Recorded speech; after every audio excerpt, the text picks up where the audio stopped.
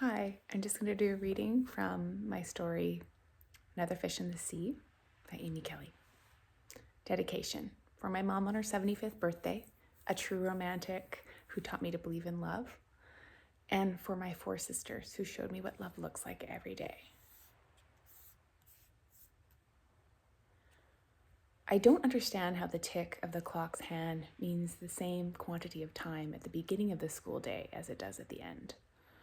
My heart was racing and I could feel the sweat from my clasped hands through my leggings. Tick.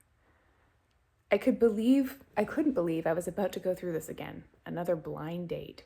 My mind had created the worst flipbook ever, showing me page upon page of disasters ranging from face tattoos, pit bulls brought to bars, and buttoned-up suits that threatened to suffocate their owners. And the odors, don't get me started. My faith in humanity felt at stake. Looking over my sweet sea of a class, all studiously pasting cotton balls to the outlines of little lambs, was enough to restore some hope. Especially little Emily. She was popping cotton balls into her mouth and had glued one to her cheek. She could not care less about anything if she tried. I rose from my desk and stopped to brush her face clean. "You missed one," I said. "Thank you, Miss Smith." How she managed to speak around everything in her mouth was a mystery to me. Suddenly, she stopped and looked up at me. "You look nice, like a princess, like a very sweaty princess." I felt so called out. I pinched the viscose shirt I was wearing and fanned myself, suddenly aware of how damply it clung to me, and the growing pit stains I was sure I just revealed. "Yeah, why do you look like my mom after a jog right now?" Jimmy looked up from his work. They had morphed into a school of piranhas, having sensed blood in the water. They kept coming for me. "Why do you have bags under your eyes? Are you tired? Why do you have that frown line between your eyebrows?" And on and on. My head threatened to explode. "I have a date tonight."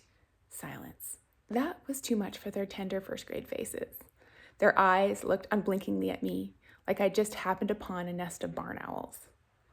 I have an adult thing after school, and I'm feeling very nervous about it. Do you know what it feels like to worry? "Oh, yeah, I see it all the time when my dad sees his girlfriend," Jimmy said, and went back to his work. "I think it's the knots in my belly I get on switch day when I go from my mommy's to my daddy's house," Emily said, looking sullen and spitting her cotton balls onto her desk. "Do you have knots in your belly, Miss Smith?" This is why I love this kid. I mussed her hair, unraveling the last braid still fixed in what had been pigtails at the beginning of the day. "I sure do." I bent down and gave her a squeeze. "You know what helps my knotted belly?" I asked. "I like to pat my dog," Emily said. "That's a great way to calm your nerves. I like to listen to music." Suddenly, I knew how to pass the last ticks of the clock. I hooked up my phone to the Bluetooth speaker in the classroom, and the kids and I listened to the Greatest Showman soundtrack. My nerves restored, they could be ready for anything after the bell. Anything. I just hoped my heart could handle another bad date.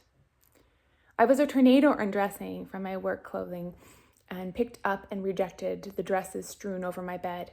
Janie, my roommate, leaned against the door frame of my bedroom while the torrent in my mind expressed itself in flying textiles in my room. She was in loose sweats and had the kind of long neck that made her look graceful despite the sweats and messy bun. She held a giant bowl of Cheerios and was shoveling into her mouth, little streams of milk escaping the corners as she did. "Hot date tonight?" Bits of Cheerio landed on my bedroom floor. Neat. Yeah, I'm heading to that Italian place. What's it called with the bread?" "That's literally every Italian place." She spooned another mountain of Cheerios into her tiny mouth. "You know the one with the garlic bread you really liked? We were there for your birthday." "Oh," she put her fingers to her lips to keep the Cheerios from escaping. "Geos."